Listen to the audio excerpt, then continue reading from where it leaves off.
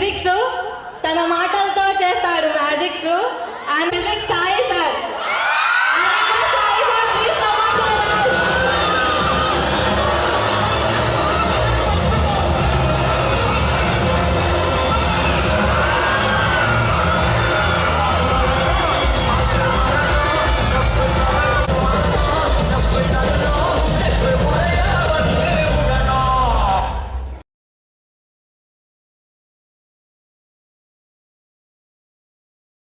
Madam గారు chief గెస్ట్గా రావడం అనేది చాలా సంతోషించదగ్గ విషయం. అయితే మేడం మాట్లాడేటప్పుడు చెప్పినారు, యాక్చువల్లీ మేడం ఎక్సలెంట్ స్పీకర్.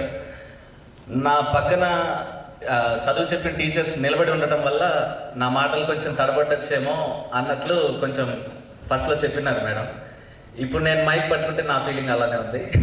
మా department head Badvel mandal MPDO madam, madam మండల్లో పంచాయత్ సెక్రటరీగా వర్క్ చేయడం అనేది చాలా అదృష్టంగా భావిస్తున్నాను. సో నేను కూడా అదే ఫీల్ అవుతున్నాను madam. Okay right. Cameraman,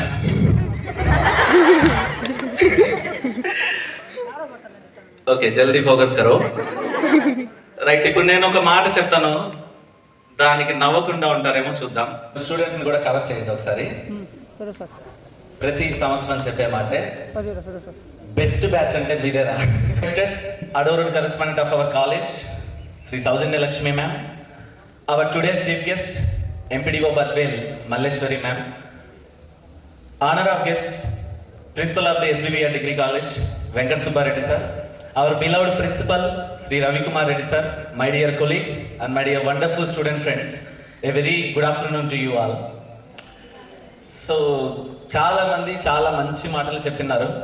so madam మాట్లాడినప్పుడు అయితే ఒక 5 చోట్ల కళ్ళు తడంటాయి. మీకు ఎట్లా అనిపించిందో నాకు తెలియదు. పర్సనల్ లైఫ్ అనేది చాలా ఇంపాక్ట్ఫుల్గా ఉంది మనకి.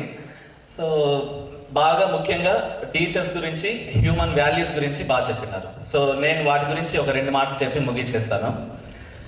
సో విద్యత్వంచ నృపత్వంచ నైవదుణ్యం కదాచన స్వదేశే పూజతే రాజా విద్వాన్ సర్వత్రా పూజతే అని ఒక శ్లోకం ఉంది కదా. సో అందులో దాని అర్థం ఏంటంటే, విద్యా పాండిత్యాలను రాజ్యాధికారంతో పోల్చకూడదు. రాజు స్వదేశంలో మాత్రమే పూజింపబడతాడు, విద్యావంతుడు సర్వత్రా పూజనీయుడే. అయితే సంతోషంగా లేని ఉపాధ్యాయులు సంతోషంగా ఉండే ఉత్పాదక విద్యార్థుల్ని సృష్టించలేరు. మీరు గమనించండి, ఇంత గొప్ప వాళ్ళని, ఇంత జ్ఞానులుగా విద్యార్థుల్ని తీర్చిదిద్దేది ఎవరు? The teachers, right? సో ఇవాళ గురువుని గురువులాగా గౌరవంతో చూస్తుంది ఎవరు? ప్రభుత్వం చూస్తుందా? ప్రైవేటు యాజమాన్యాలు చూస్తున్నాయా? సమాజం చూస్తుందా? తల్లిదండ్రులు చూస్తున్నారా? పోనీ విద్యార్థులు చూస్తున్నారా రెస్పెక్ట్తో టీచర్స్ అంటే?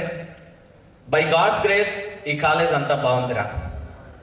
బయట కొన్ని చోట్ల ఎవరైనా పిల్లల్ని ఏమన్నా అంటే వాళ్ళ పేరెంట్స్ వస్తారు, 10 మందితో వస్తారు. ఏం మా పిల్లల్ని ఏమన్నా అన్నమాట, ఈ స్కూల్లో ఉండాలని ఉందా లేదా? ఎంత డామినేషన్ అసలు. ఆ నెక్స్ట్ డే ఆ పిల్లాడు అల్లరి చేస్తూ ఉంటే వేరే ఒక టీచర్ ఉండి, ఏ బాబు సైలెంట్గా ఉండు అంటే, ఆ పిల్లాడు ఈసారి ఏం నన్ను అంటున్నావు, మా పేరెంట్స్ పిలవాలనా అంటే, చూడండి రా, తల్లిదండ్రులను బట్టే పిల్లలు. ఏం లాభం ఉంది అసలు ఇలాంటి తల్లిదండ్రుల వల్ల, అలాంటి విద్యార్థుల వల్ల ఈ సమాజానికి, ఈ దేశానికి? ఎటువంటి కల్మషం లేకుండా, ఈర్ష్యాసూయ ద్వేగ వాటన్నిటికీ తావు ఇవ్వకుండా ప్రతి విద్యార్థి ఉన్నతంగా ఎదగాలని మనస్ఫూర్తిగా కోరుకునే ఒక నిస్వార్థమైన వ్యక్తి ఎవరన్నా ఉన్నారంటే అదొక గురువే కదా. దాంట్లో ఏమైనా డౌట్ ఉందా? పాఠశాల స్థాయి నుంచి విశ్వవిద్యాలయాల వరకు గురువు చెప్పే ప్రతి మాట విద్యార్థులకు ఎప్పుడు ఇన్స్పిరేషన్గా ఉంటాయి. ప్రపంచవ్యాప్తంగా సమాజాన్ని మంచి వైపు నడిపించడంలో ప్రధాన పాత్ర విశ్వాన్ని నడిపే పరబ్రహ్మతో పోల్చారు. రామాయణం మీకు తెలిసే ఉంటుంది. అందులో రాముడి కాలు తగిలి ఒక రాయి అహల్యగా మారుతుంది. సో నేను ఎప్పుడు చెప్పే మాట మళ్ళీ చెప్తున్నా, ఒక రాయిని మనిషిగా మార్చగల శక్తి ఆ దేవుడికి ఉండొచ్చేమో, కానీ ఒక మనిషిని మహోన్నతునిగా తీర్చిదిద్దగల శక్తి ఒక గురువుకు మాత్రమే ఉంది. That's the greatness of a teacher. ఈ నవీన యుగంలో శాస్త్ర సాంకేతిక పరిజ్ఞానాలను మినహాయించి మానవతా విలువలకు సంబంధించి మనమేమన్నా అభివృద్ధి చెందామా అని ఒకసారి గమనిస్తే, నిక్కరు చిన్నదైందని స్కూలుకు వెళ్ళడానికి సిగ్గుపడ్డ మనం ఇప్పుడు అవే నిక్కర్లు వేసుకొని వీధుల్లో ఊరేగుతున్నాం. అమ్మ అరగంట కనపడకపోతే అల్లాడిపోయిన మనం అమ్మకు 7 సముద్రాల దూరంలో ఎక్కడో విదేశాల్లో బ్రతకగలుగుతున్నాం. మన హీరోని నాన్నలోనే చూసుకున్న మనం నేనే హీరో, నా ముందు నాన్నెంత ఆయనకేం తెలియదు అనే స్థాయికి చేరుకున్నాం.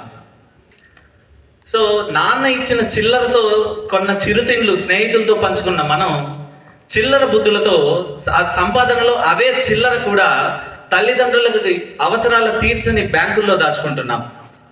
చుట్టాలు ఇంటి నుంచి వెళ్ళిపోతుంటే ఎంతో బాధపడ్డ మనం ఇప్పుడు వాళ్ళు వస్తున్నారంటే భయపడుతున్నాం.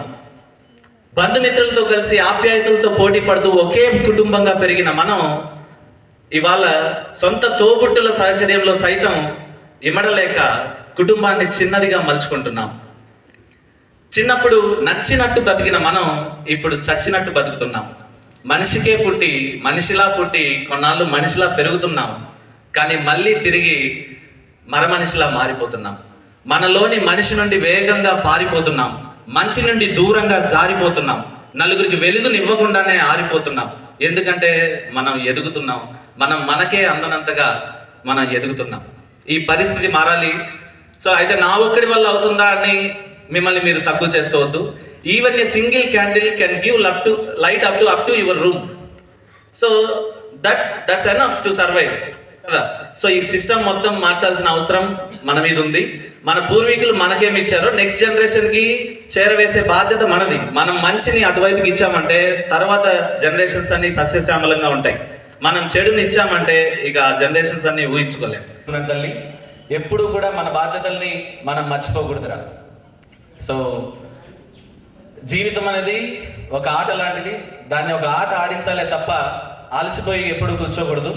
సో మీరందరూ యాక్టివ్గా మీ ముందు ఏ సమస్య ఉన్నా దాన్ని సవాలుగా స్వీకరించి ముందుకు వెళ్ళాలని మనస్ఫూర్తిగా కోరుకుంటున్నాను. మీరు రెడీయా? మరి రెడీయా? ఈ ఐపీఏ ఎగ్జామ్స్కి రెడీయా? మీకు మంచి పేరు తెచ్చుకోవడానికి రెడీయా? మీ పేరెంట్స్కి మంచి పేరు తెచ్చిపెట్టడానికి రెడీయా? ఓకే, గౌతమ్ కాలేజ్ కీర్తి ప్రతిష్టల్ని వ్యాపించడానికి రెడీయా? గట్టి చెప్పట్లేదు. ఓకే, ఆల్ ది బెస్ట్ నాన్న. Thank you for giving this great opportunity. జై హింద్.